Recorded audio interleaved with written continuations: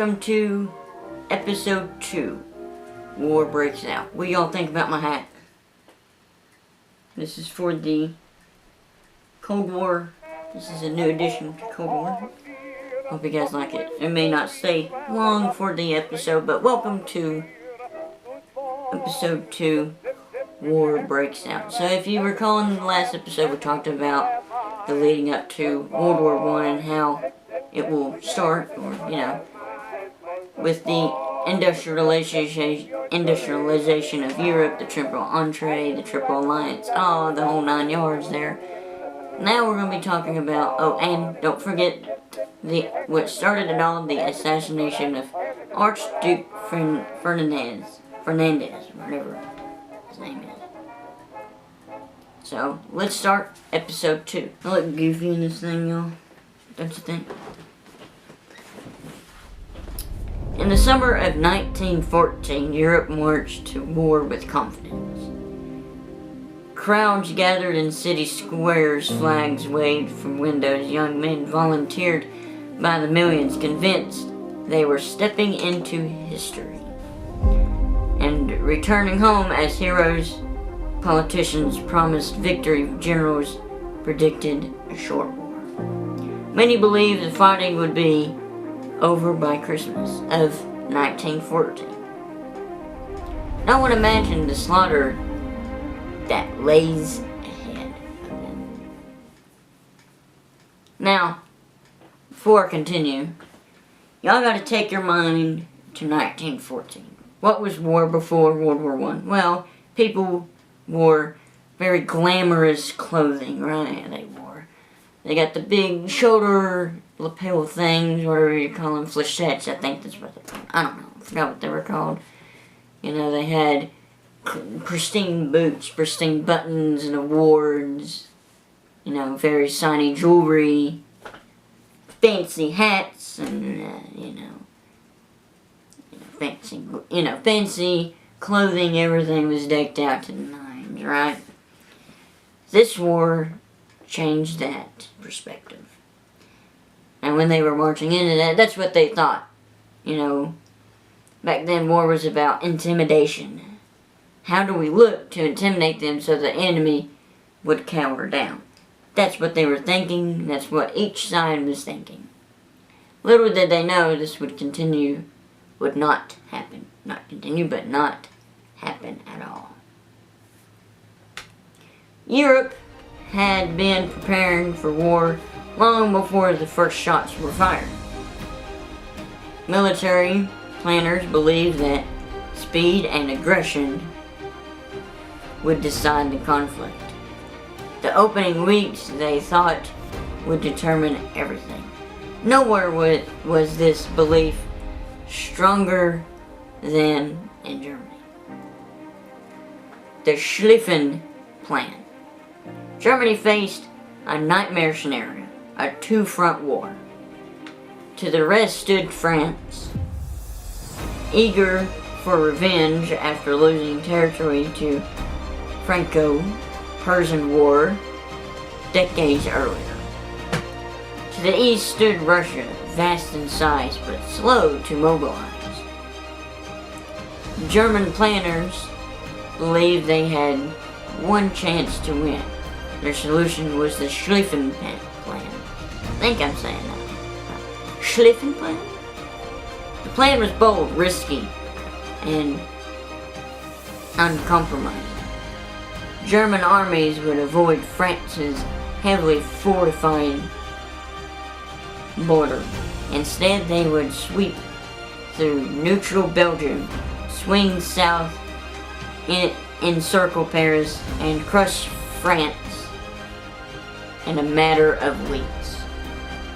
Once France was defeated, Germany would turn east and face Russia. On paper, it was brilliant. Everything is good on paper until you actually do the thing. In reality, it depended on perfect timing and perfect obedience. Invasion of Belgium. In August 1914, German forces crossed into Belgium. Belgium was a neutral country. Its independence guaranteed by international treaty. But Germany believed necessity outweighed legitimately. I can't say these words that I wrote down for some reason. The invasion shocked the world. I'm gonna take this out. I feel like I'm gonna get it. At least my hair looks nice. You know what? We'll pull out a different hat.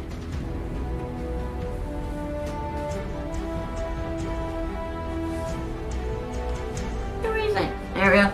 I know I'm not wearing any uniform, but Belgian resistance. Tough, brave, though brave, was no match for the German war machine. Cities fell, railways were seized.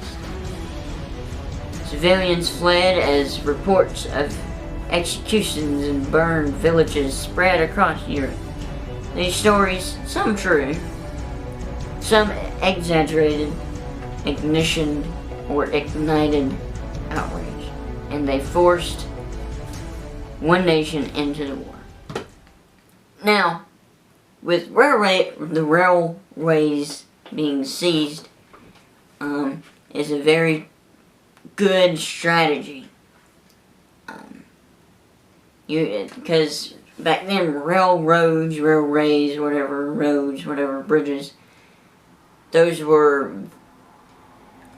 common for transport, troop transport, equipment transport, your weaponry, your ammunition, your food, your rations, the whole 9 yards, right? So you take those out, that chokes up the enemy, that chokes up your enemy. So that you have the upper hand while your enemy is weighing down. That's what war is fought on, basically. It's not about strength in numbers half the time. It's about taking control of their ports, their railroads, their roads, their bridges, the factories, taking those out. Even if that means blowing it up. So, So it's a very smart military strategy. Britain enters the conflict. Britain had tried to stay out of the fighting, but the invasion of Belgium changed everything. Bound by treaty and alarmed by Germany's growing power, Britain declared war on August 4th, 1914. What had begun as a continental conflict was now a global one. World War I. The British Expeditionary Force, small, professional, and highly trained, was sent to France. They would soon face the full force of Germany's advance. The early months of the war were defined by movement. German armies pushed deep into France. French and British forces retreated, fighting desperate rearguard actions. Towns changed hands, casualties mounted. Then in September 1914, the advance reached its breaking point. Near Paris at the First Battle of the Marne. Here we go. Now we're getting into the nitty-gritty here. The good stuff, right? Allied forces launched a counterattack. French troops were rushed to the front. Exhausted German soldiers, stretched thin and low on supplies, were forced to retreat. See, there's what I was talking about. The French just did what I was talking about just a few seconds ago, was taking out their supply routes, the railroads, the ports, the factories, and the whole, the stuff I was talking about. And as you can tell, what I just said, that changed, that made the Germans low on supplies and forced them into retreat. Because they didn't have the supplies they needed, because it was taken over. Paris was saved, but the war was far from over. Digging in. After the Marne, both sides tried to outflank each other. Moving north in a series of battles later, called the race to the sea. Each attempt failed. Eventually, there was nowhere left to run. By the end of 1914, soldiers began to dig in. They dug to protect themselves from artillery. They dug to escape machine gun fire. They dug because survival demanded it. What emerged was a scar across Europe. Miles of trenches stretched from the North Sea to the Swiss border. And here we go. Right? We're getting into the good stuff of World War I. The more interesting stuff, I should say. The war of movement was over. A war of position had begun. Life in the trenches. The trenches were not designed for comfort, for long-term living. They filled with mud and water. Rats fed on corpses. Lice spread, disease.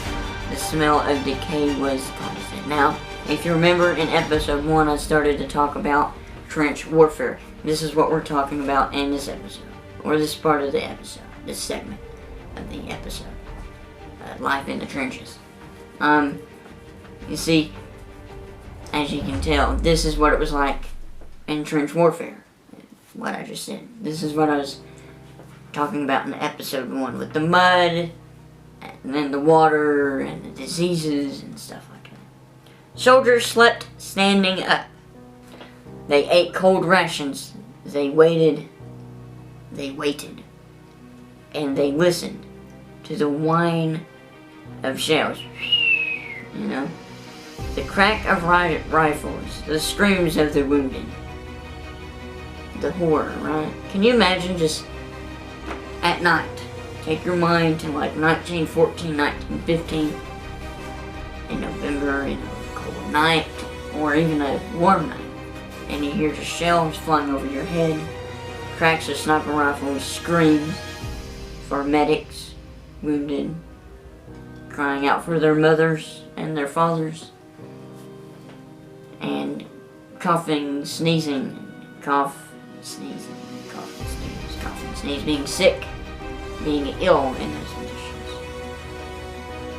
Between the trenches lay no man's land, a barren wasteland of barbed wire, craters, and death. Crossing it meant near certain danger. Yes, no man's land is most famously a famous word. You go out there, it's no man's land. You know, stuff like that.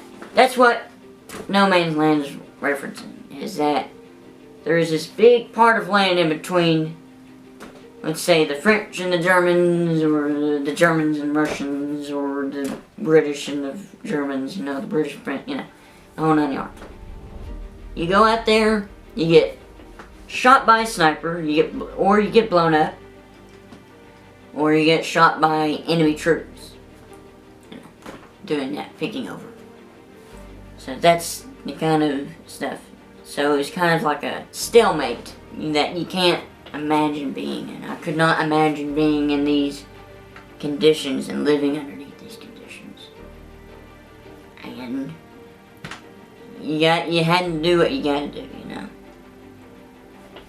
Alright, moving on. A new kind of war. Modern technology now ruled the battlefield. Machine guns could cut down advancing troops by the hundreds. Artillery shells fell day and night, reshaping the landscape itself. Victories were measured in yards, losses were measured in lives. Generals still believed in offensive spirit, but the battlefield had changed faster than their thinking. The result was stalemate. Like I just said earlier, with the no man's land, it was a stalemate. They just kind of sat there in their trench. Pick up, get shot, or you don't. Which brought along eventually a plate. You know, some soldiers would have this big thick iron plate or steel plate on their helmet. So like, I'm gonna use a World War II helmet, but just imagine. We got a World War II helmet here, right? It's a replica. This is an M42 shell. But imagine, if you will, this is an M16, M15 helmet, right? And right here, on each side, you would have these little knobs. And you're like, that must be a design choice. Remember we were talking about the design of their clothing and the wardrobe that they had, right? But it wasn't for that. It was for putting on a plate that would go right here, right here. And it would hang on those knobs, so if you peeked out of the trench and there was a sniper, it would just bounce off, supposedly. It would be, if you were like a lookout and you had a lookout, you would put that on. They also had body armor. So yeah, pretty cool. The illusion shattered. By Christmas 1914, the illusion was gone. This was not a short war. This was not a glorious war. And it was certainly not a war anyone fully understood. Millions were now trapped in a conflict with no clear end in sight. And as winter settled over the trenches, both sides prepared for the unimaginable battles yet to come. That the war that was supposed to end by Christmas had only just begun. In the next episode, the world will witness industrialized slaughter on an unprecedented scale as new weapons, massive offensives, and unimaginable losses redefine what war truly means.